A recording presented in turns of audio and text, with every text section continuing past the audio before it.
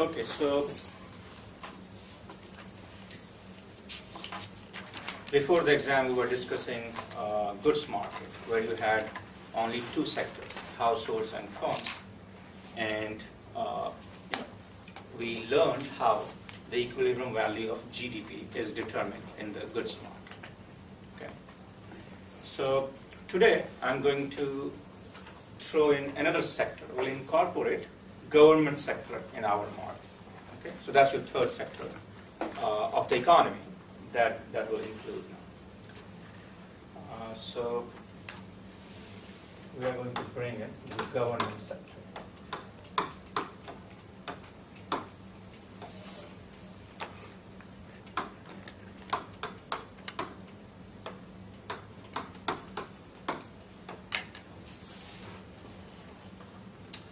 So when you incorporate government sector, the first question that you have to ask is, how does the government participate in the economy?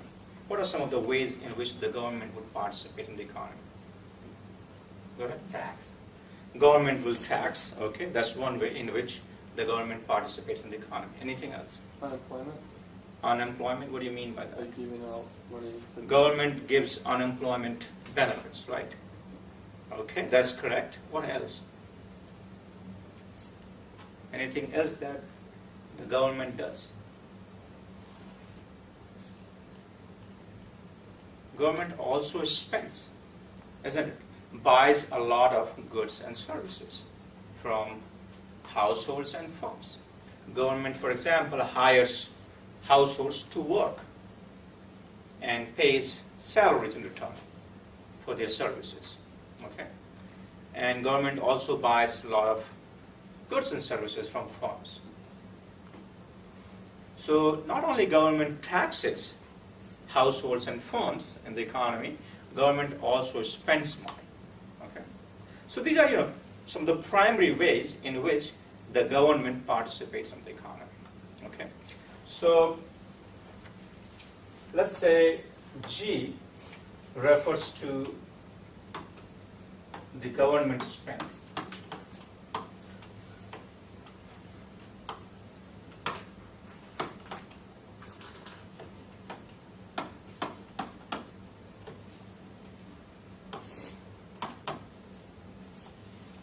So G refers to the government spending, and let's suppose T refers to net taxes. So net taxes basically is your taxes minus the transfer payments.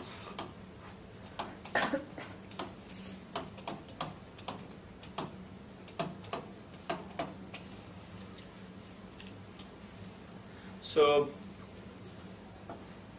whenever I refer to taxes, I'm referring to net taxes in this model. And that means tax revenue collected by the government minus all the unilateral transfer payments such as unemployment benefits and so on are subtracted from it. Okay? So we subtract transfer payments from the taxes, and that gives you net taxes. And I denote that by letter T. Okay. Now keep in mind that government does not have full control over how much tax revenue it will collect in a year. Government has authority. The Congress in the United States can pass laws pertaining to the taxes, the tax rate basically, how much and who should be taxed. Congress makes that law. But Congress doesn't determine how much people earn. That depends on a lot of other factors, including how much you decide to work, isn't it? That will tell you how much you earn, and then you will pay tax according to whatever is applicable to you, whichever category you fit in. Okay? So government does not have full control over how much taxes it will collect in revenue. Okay? And similarly, government spending, government does not have full control over how much it, any given year, how much it spends, because government is obligated to pay, let's say, unemployment benefits to unemployed people in the country, right? And who is going to be unemployed, that is also determined by a lot of factors, including how the economy is doing, right? Government does not have full control over those factors. And therefore, we don't know in any given year how much government will end up spending. Okay? So what we'll do, we'll only focus on the discretionary aspect of government spending and the taxes, which is fully controlled by the government. Okay? So whenever I refer to G and T, I'm referring to the discretionary aspect of it. Okay? Is that fine with everybody? What we mean by G and T here. Okay, good. So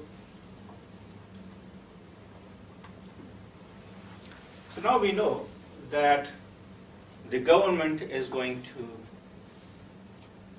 impose taxes on the households, okay, and the firms in this economy. So households' consumption now will depend on what we call is the disposable income. So let me write it for you. So disposable income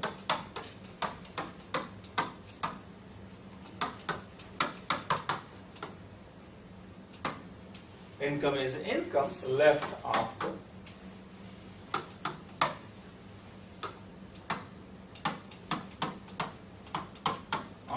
paying taxes.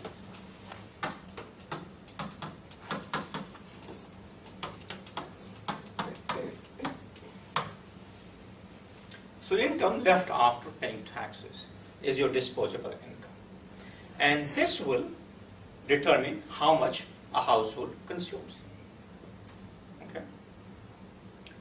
So let's go back to chapter 8, where we had a very simple consumption function, which was C equals to A plus B times Y, if you remember that.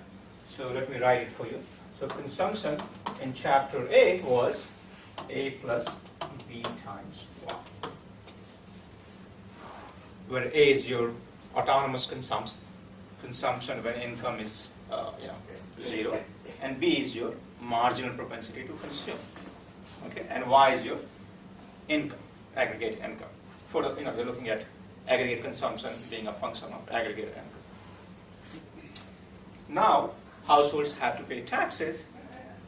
So whatever is left after paying taxes, the household is free to consume or save, right? So in other words, every dollar that a household earns, earlier it had only two uses. Either you consume or you save or you do both, right? Those were the two uses of your income. Now you are living in an economy where government is also a participant. And now every dollar that a household earns has three uses. What are those?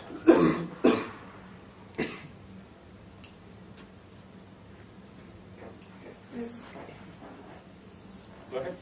Is it the income, spending, and then tax? So you're paying taxes, then you are consuming and saving, right? So now you have three uses of every dollar earned in this economy.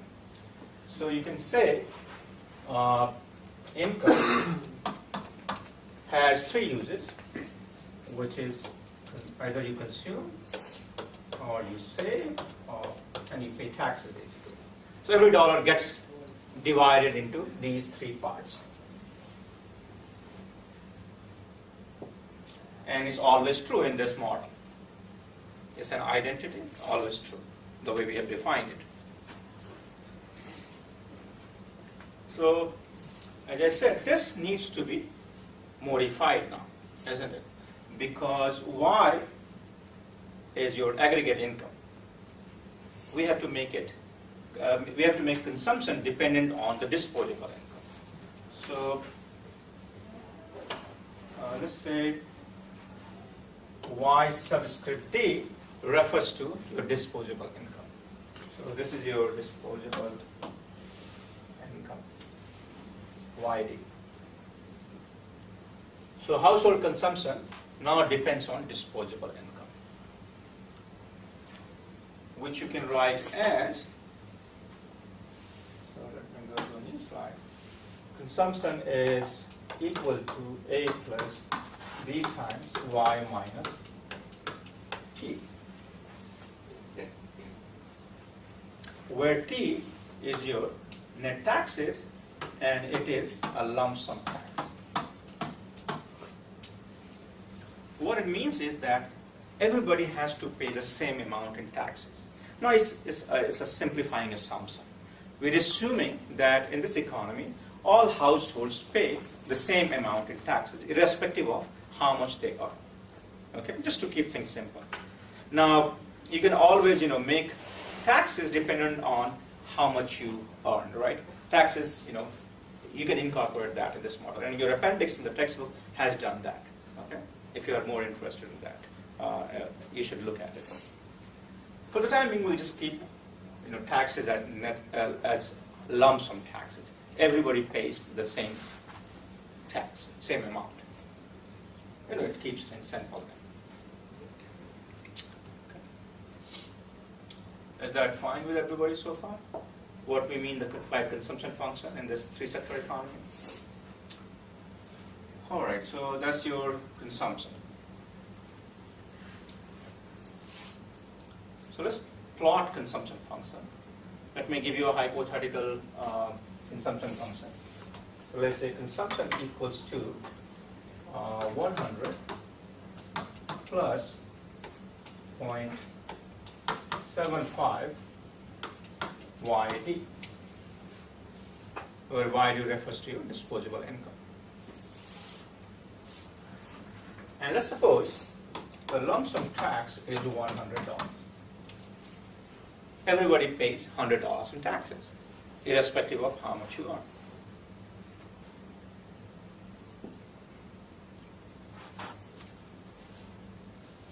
So let's construct a table to look at the relationship between consumption and income using that consumption function. So I give you Y, different levels of Y.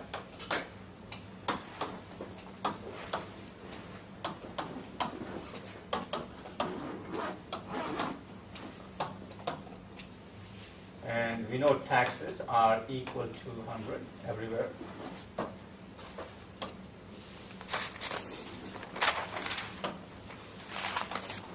It doesn't matter how much you earn, you still pay $100 in taxes to the government.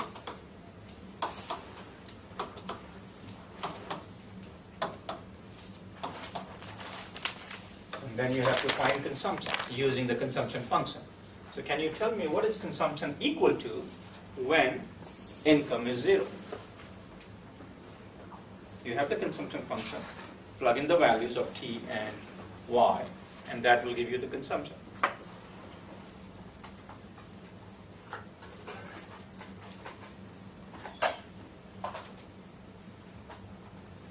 Go ahead, Rick. 0. What is it? Is it 0? Is it 0? When income is 0, consumption is 0. That's what you're saying? Okay, anybody else? Is it 100? So what's your consumption function? C equals to 100 plus 0.75 Y minus T, which is 100. So instead of T, I'm making 100. Everybody pays the same tax. So let's plug in Y equals to 0. Your income is 0. What is consumption equal to? 25. How much? 25. 25. That's correct. The reason is straightforward. Your income is 0. Your autonomous consumption is $100, right? $25 you consume, $75 you pay to the government in taxes. Government is still taxing you, even if you are not earning anything. Everybody is required to pay the same amount in taxes here. That's our assumption, right? Now, when your income is 100, what is consumption equal to?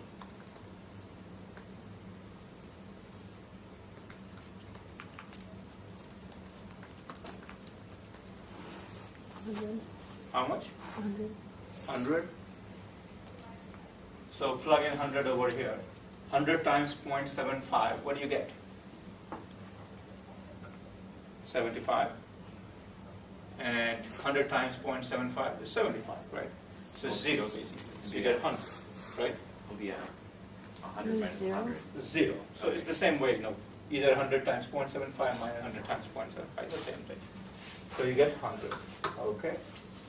What is the next number? When income is 200, what is consumption equal to? 175. 175. That's correct. And so on. You can keep on calculating. So you'll get 250, 325, 400, 475, and 550, and so on. So it changes by 75, as you can see. Is that clear to everybody how we get these numbers for consumption? If not, let me know.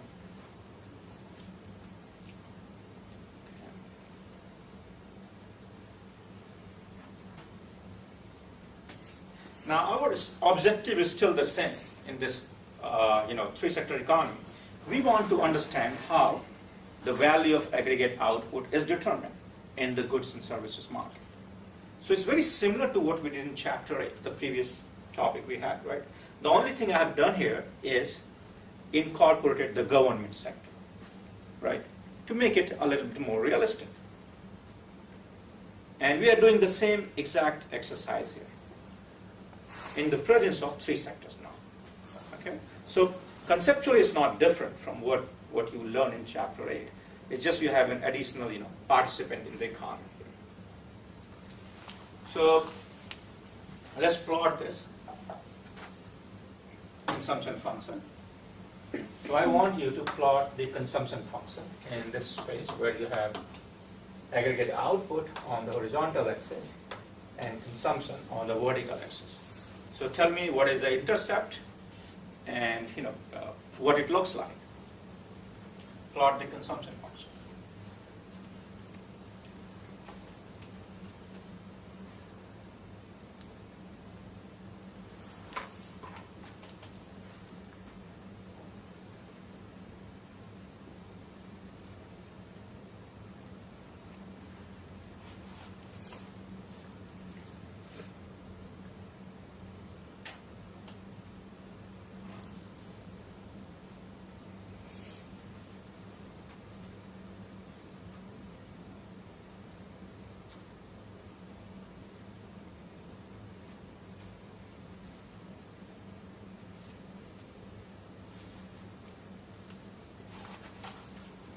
So Elizabeth, where does it start from?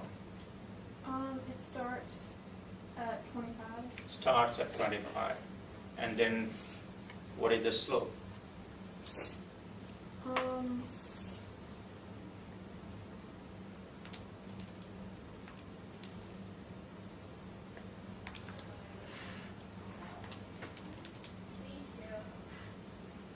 That's 0.75. 0.75. You can just look at the consumption function, it will tell you that.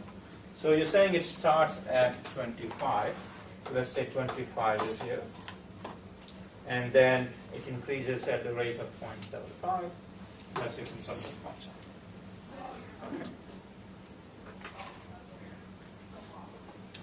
So it looks the same, isn't it? The only thing is that intercept is different now, right? If you didn't have to pay taxes, then your intercept would start at 100. That's correct. What we had in Chapter 8, right? Now you have to pay taxes. Everybody has to pay $100 in taxes, right? And that changes the intercept now. The autonomous, the consumption you're looking at is 25 now. All right. So that's your consumption function. Let's go back to the previous slide.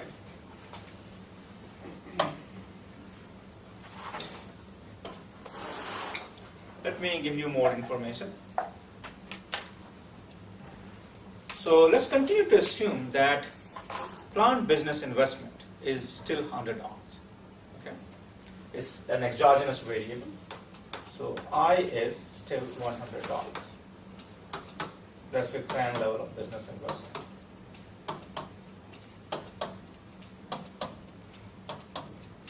And then let's assume that government spending, which is represented by the letter G, let's suppose government spending is $100 as well, and it is exogenously given. In other words, it does not depend on the state of the economy. It's determined outside of the model, okay, like investment. Okay, so that's your second exogenous variable in this model. Let's suppose government spends $100.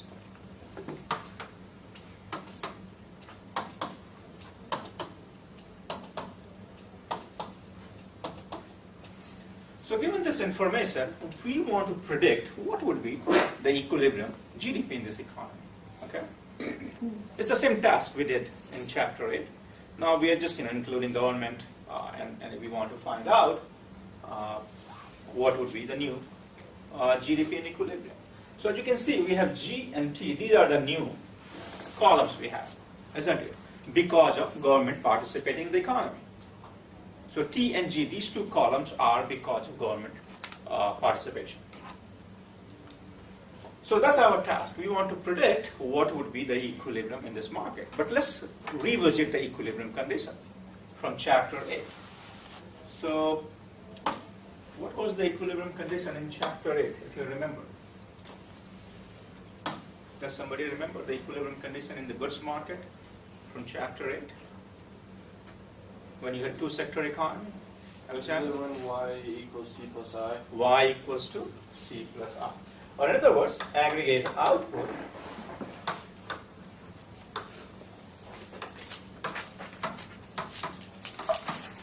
equals to the planned aggregate expenditure.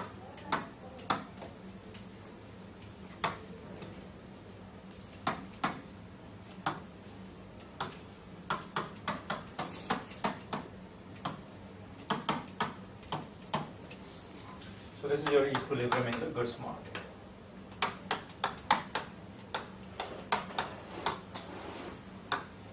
So equilibrium in the goods market is characterized by the equality between aggregate aggregate output and planned aggregate expenditure. Okay. And in a two-sector economy, we have this condition.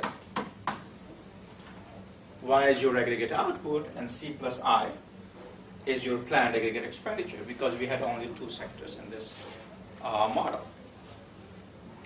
Okay. So that was your two-sector model. Now we have three-sector economy. Government is also participating. So this is your aggregate expenditure by households, right? And aggregate expenditure by the firms, isn't it? Now we have the third sector, which is government. So what should I include here? You see, that's correct. So now we have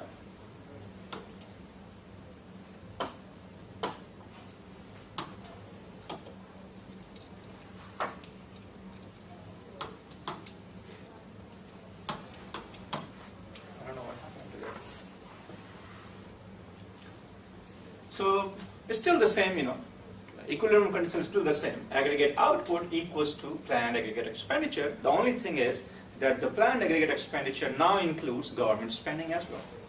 So spending by households, C, spending by businesses, I, and spending by the government, G. Okay. So that's your equilibrium condition. And if you have aggregate output greater than the planned aggregate expenditure. So AE is your planned aggregate expenditure, C plus I plus G. If that's what you see, what would be your conclusion from this? What is happening if you see this kind of inequality holding? You're saving? You're saving. So aggregate output is greater than planned aggregate expenditure. What is happening? in terms of inventory? Greater. What is it? Greater. Inventory is increasing, isn't it? There is an increase in business inventory, more than what the businesses have planned for, right? So this implies an increase in inventory.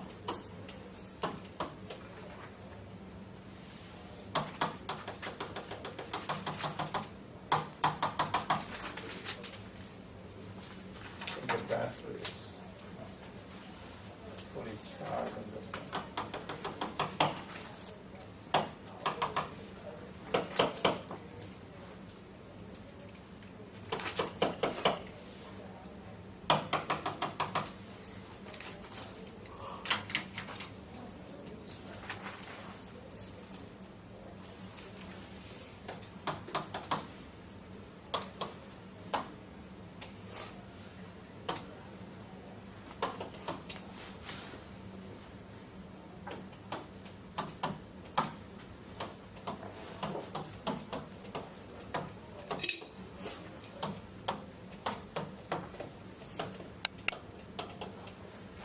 Increase in unplanned inventory.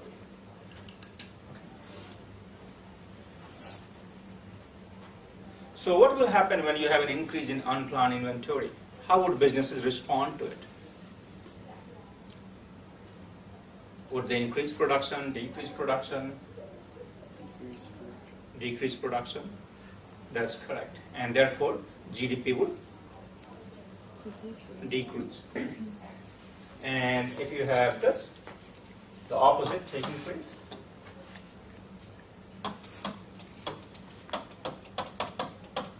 then you will expect, so aggregate output is less than the planned aggregate expenditure, you would expect there is a decrease in unplanned inventory. Decrease in inventory, which is not planned. So inventory levels fall below the desired level or planned level. And in response to this, businesses would step up production. They would increase the output and GDP would rise. Isn't it? So that's your mechanism, the adjustment mechanism. When you have disequilibrium in the market, either businesses would increase production or decrease production, depending on what is happening, what kind of disequilibrium situation you're looking at, and that will bring the economy back to the equilibrium level.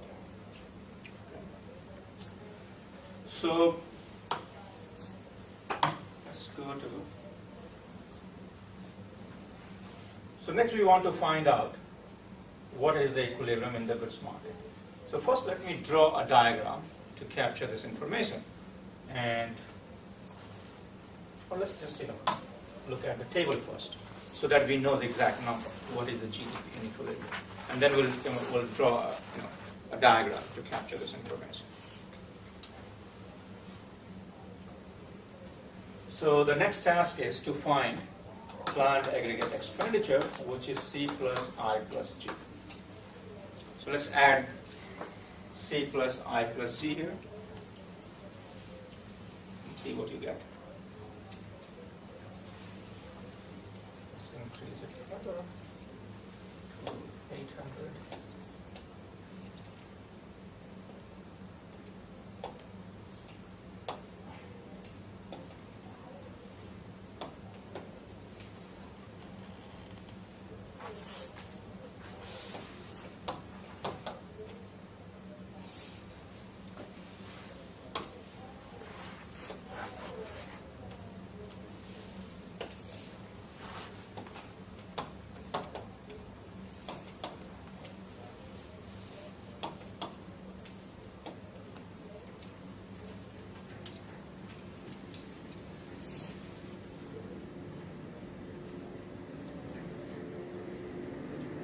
So what do you have?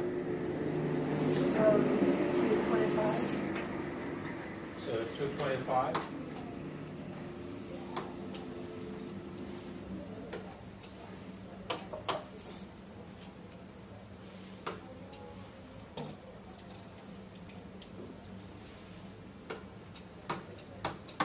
It's not cooperating with me today.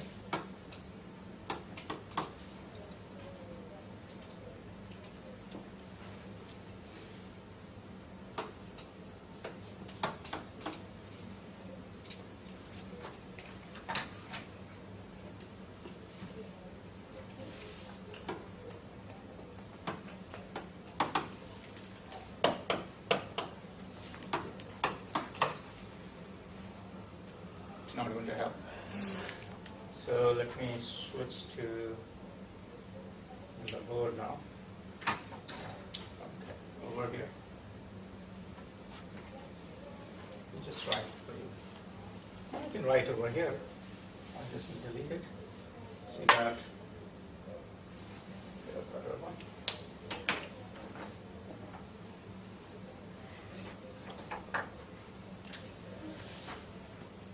$225.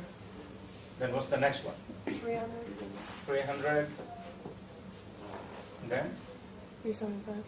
375. So it rises by 75. 450. 525. 600. 675. Then you got 750. 825. And so on. Right? Got it? Oh, you do? All right.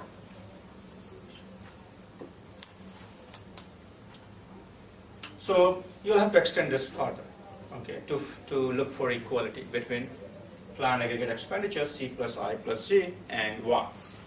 So let's do it 900 and 1000 and see where, if that gives you equilibrium.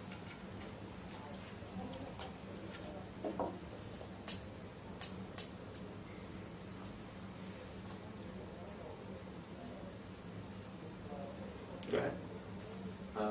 At 900, it would give you 900 for C plus I plus G. At 900, it will give you C plus I plus C. So the equality takes place at 900.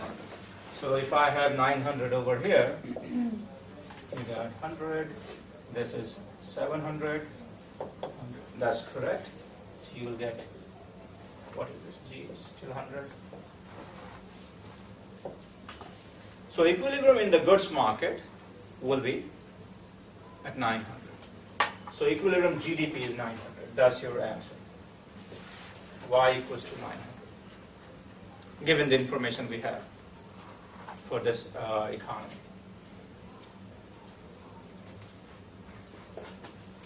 Is that fine with everybody so far? So it's pretty much the same thing that we did in chapter 8. It's just we have another sector, but we are doing exact same thing. All right, so that's your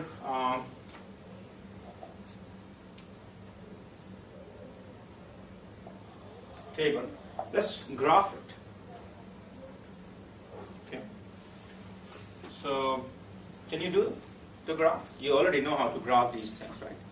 So what you have to do is graph I, G, and C, and then also graph C plus I plus G, and then draw a 45-degree line. And we know that will intersect at $900. So you have to graph that. Try doing that. In the meantime, I'll figure out what is wrong with this.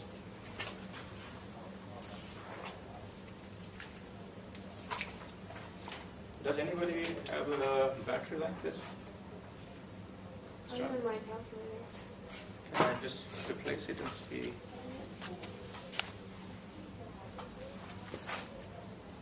Is it the same size? No, Let's this see. is smaller, right? Is it smaller? Yeah. What Is it double A? Does it say double A? Those are two blades. So that's These are anybody has double A? If not, I'll go to the IT and I'll get the batteries. All right. So in the meantime, you keep on working. No, First, yeah. I'll just go and get.